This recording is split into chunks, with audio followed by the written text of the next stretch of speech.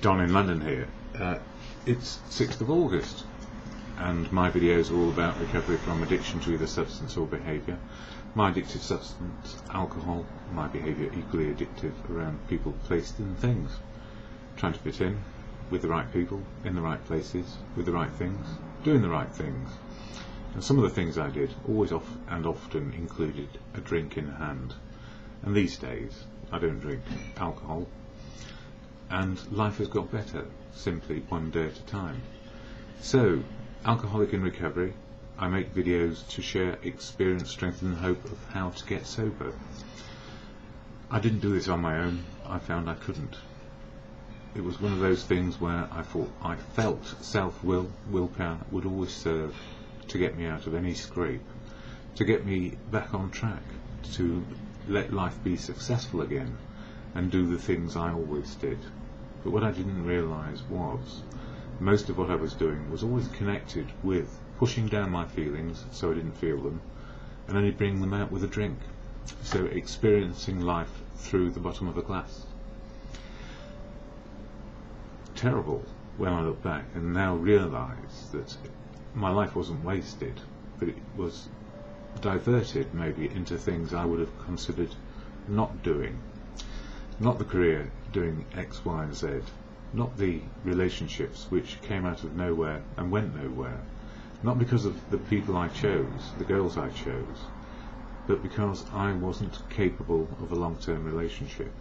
I had a better relationship with something called a substance, alcohol, and that ruled pretty much everything I did. So I never really connected for long periods of time with one partner. And then when I did find the right partner, I lost them. Simply because, well, not just because of my drinking I guess, but because they also needed a different life, which didn't include quite as much alcohol and quite certainly didn't include me. And I smile when I say that because that's just the way life is, life on life's terms, whether we drink or not. But with a drink inside me, life got very precarious and yeah, I nearly finished up dead. Simple as that, more than once. Not causing harm to anyone in the sense that they were harmed physically, but emotionally the scars left by me on other people, by my behaviour and my inability to cope with reality is immense, and I will never know quite to what extent that was. But the only way I can make amends these days is not drink one day at a time and make amends and restitution where I can without hurting another person. And it's not for me to look to blame anyone these days. It's for me to look at me and my behaviour and then be level-headed and even with myself and other people. So I have to work on me first so that I can be with others in an even-handed way. And this thing of self-will, I wasn't able to stop, so I needed help. And family tried to help, community, professionals, medical people, all tried to help me. And the suggestion along the way came that I may benefit from going to AA, Alcoholics Anonymous. Never thought that I would actually say yes to it. In fact, I didn't. I was pushed through the doors by my sister, quite rightly, because everybody was at their wits' end. And so was I, but I just didn't know it at the time. So very befuddled, very much in ignorance of my condition. And then came denial when I realised I was an alcoholic and what to do about it. So AA, the fellowship, Alcoholics Anonymous, is full of people like me, unique, authentic, sometimes belligerent, sometimes still trying to do it on self-will, still trying to work out the world's problems and solve them, because I felt or thought, or maybe even still do, think that I know better. But actually I don't. So AA came along. I realised I cannot speak for it, and I never will or want to, because AA is full of unique, authentic people who share their experience, strength and hope where they will. So what is AA? And I can't leave it out, it's part of my story. to leave AA out of my life and say I'm recovered or recovering or in recovery from addiction without saying how and where and when, all those questions, it would be unhelpful and a downright lie. So I share openly about how it helps me, but don't share the particulars of identities ever. Anonymity is sacrosanct, and it's not to be broken by me about other people. And that applies to others as well. We're not here or there. We're not all we're here because we're not all there. It's a common phrase in the fellowship. We meet together in groups, and there are 700 plus in London for the AA fellowship, and God knows how many more for different fellowships as well, for different substances that people wish to give up, have become addicted to, and need help. So self-help and a fellowship help. So what is AA? I share the AA preamble, which is shared at every meeting, read out at the beginning. So it places this video in context. What is AA there to do? Alcoholics Anonymous is a fellowship of men and women who share their experience, strength and hope with each other, that they may solve their common problem and help others to recover from alcoholism. The only requirement for membership is a desire to stop drinking. There are no dues or fees for AA membership. We are self-supporting through our own contributions. AA is not allied with any sect, denomination, politics, organisation or institution, does not wish to engage in any controversy, neither endorses nor opposes any causes. Our primary purpose is to stay sober and help other alcoholics to achieve sobriety. So, we are all human, and we belong to different organisations, affiliations, have views, religious, political, whatever they happen to be. But the fellowship is only there for one reason, a desire to stop drinking.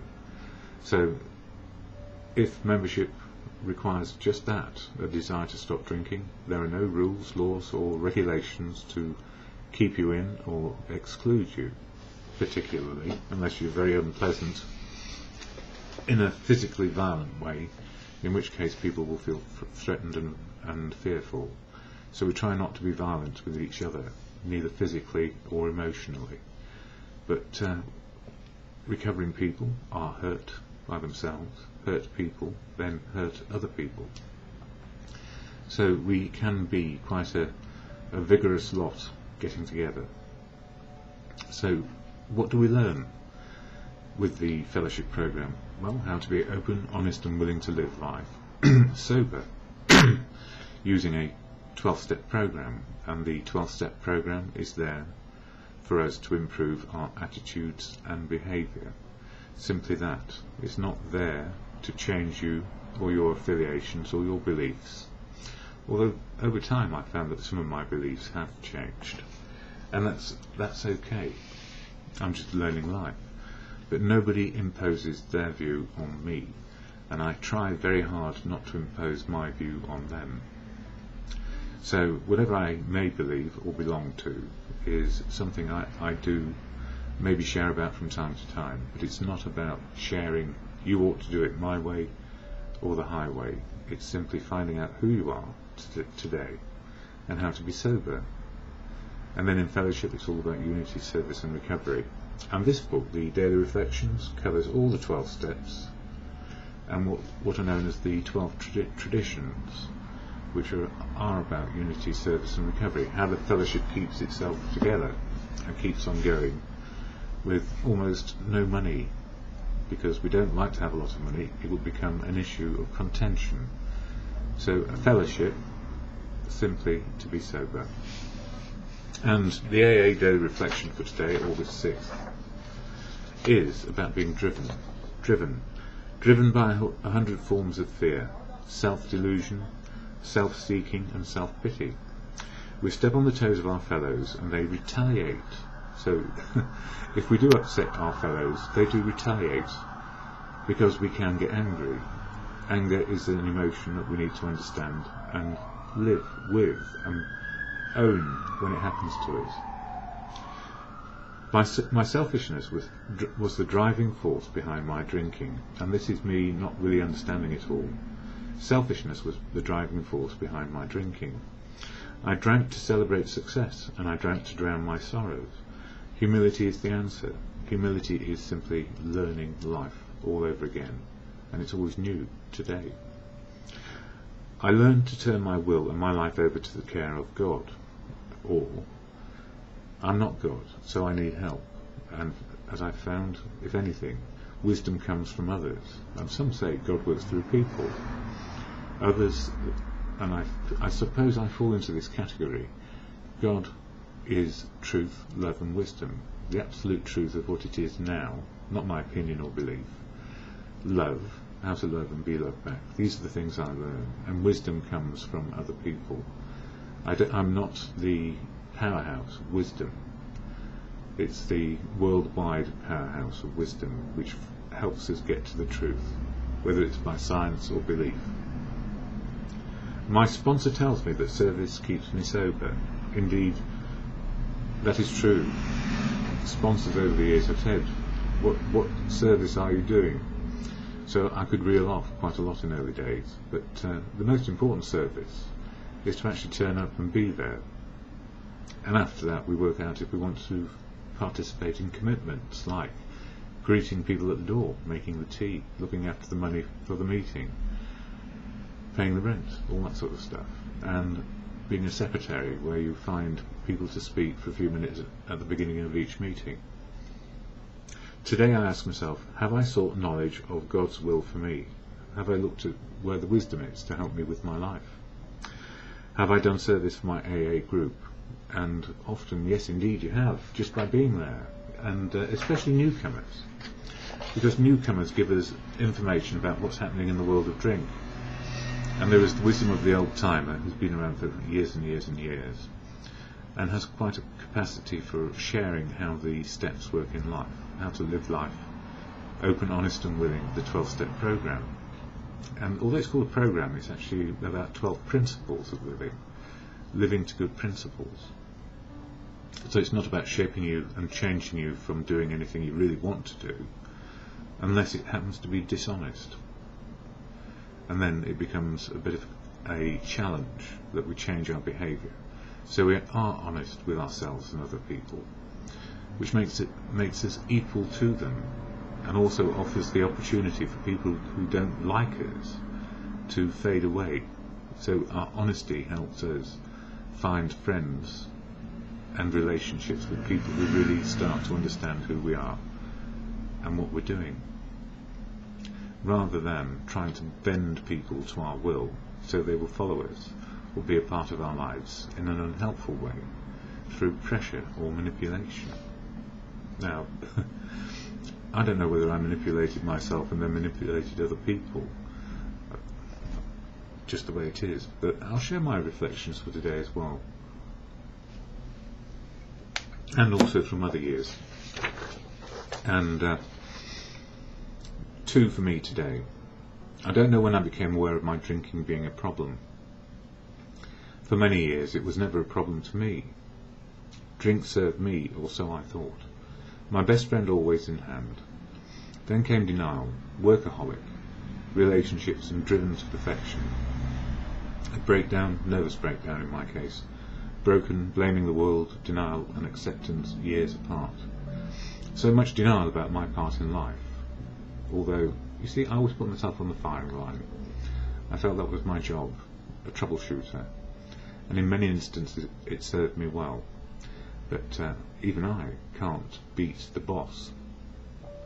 Nor some things which are not going to change because other people are unwilling to change. So I beat myself up for not being able to do it, and also fell into the trap of being bullied. And that was a bit of a horrible experience, I can assure you. So if anybody's been bullied, it's very simple. You're either manipulated, controlled by another person who wishes to keep you in your place and will put you down in so many different ways. That happens less these days, and I'm also aware that I may do the same to others, because that was a learned behaviour in my late drinking years. A learned behaviour which broke me in the end. because my values were always open, honest, fair dealing and integrity being the keystones of what I was trying to do. And I shut myself off, using drink to provide me with oblivion to sleep, when my head would not quite quiet down with all the new plans and opportunities and thinking that I was doing. Excuse me. So I thought drink served me, but what I maybe realise now is that if I hadn't become a drinker, my head and thoughts and feelings would have been a lot clearer. I'd have learned how to deal with my emotions, experiencing them more in the moment, so my feelings fitted with what was going on, so that I didn't push away anger or fear. I could have said to myself, I feel angry, I feel a bit of fear about this, trepidation. Those were not part of my vocabulary back in the day. I was taught to stand on my own 2 feet, put on a brave face, have a stiff upper lip, and get on with life, and try and do what I could to be as successful as possible.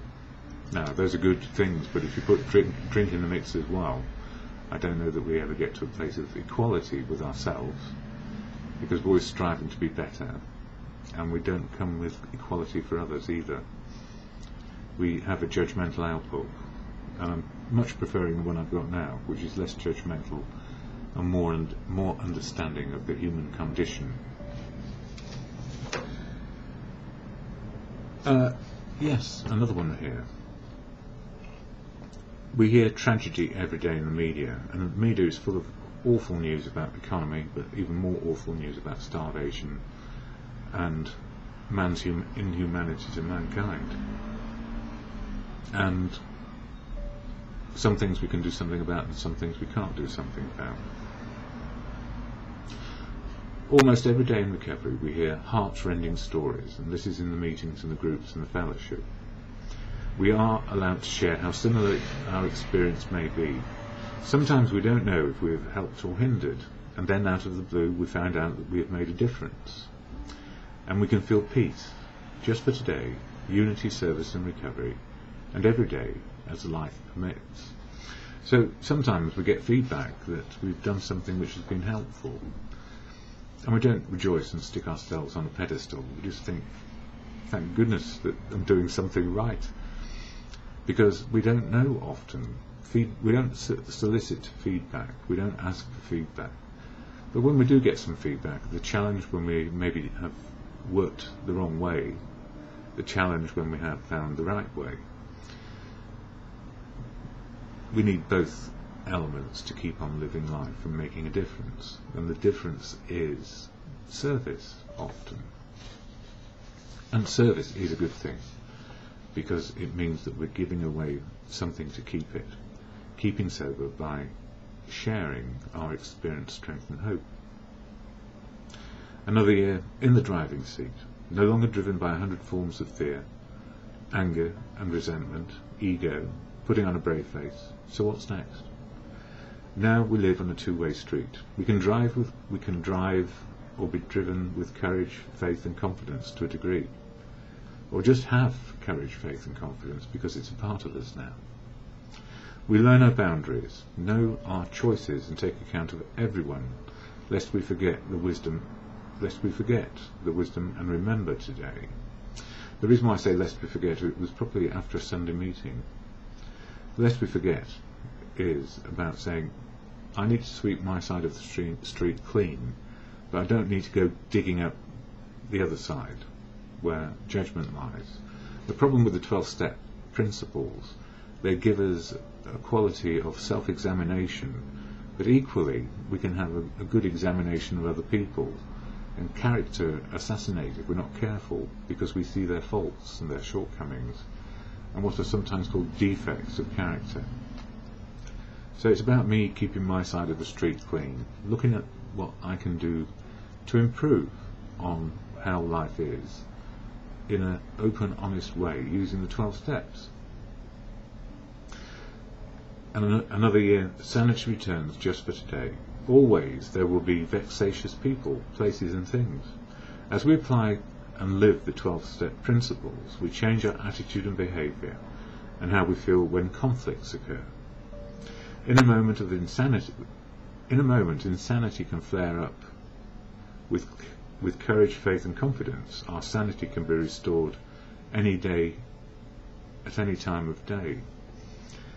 But sometimes anger just hangs around, and in recent days I've heard a lot of anger directed outward at other people who are not doing their bit, either in the workplace or at home. Not within my family, this is just a general understanding of what I've heard. So when people are angry at the world and are looking for others to play their part in it, it's not helpful. This is me or another digging up the other person's street, if you like, or their side of the street. What I need to do is sweep my side of the street clean and say to myself, what am I doing? What impact can I have? Am I really powerless over people, places and things? Or can I assert in an open, honest way what is going on for me and share the truth? So a lot of people see negotiation as a trade-off between two opposing sides. If we actually said there is a place of agreement about how to move forwards, so that there is some fairness in what is going on, we can try it. And if it doesn't succeed, we're probably in the wrong place with the wrong people, in the wrong job, or whatever, doing the wrong things for us. We need to find something better, but that sort of change takes time. So we can accept today where we are, life on life's terms. We have to pay the rent, buy food, pay for utilities, but at the same time we can work to a change. As long as we understand it's not going to be our way perfectly, ever. It's about a negotiation or an understanding of getting to a place where there is a genuinely balanced outlook. The world at the moment is a very harsh place, more harsh for many than me, and that's by geographical coincidence or by accident of birth. So I don't judge, but see what I can do one day at a time. So what helps me find out what I can do and what I can't do? Can do, can't do. I can change my attitude and behaviour. I cannot change other people's attitude and behaviour through manipulation, and I cannot change life on life's terms.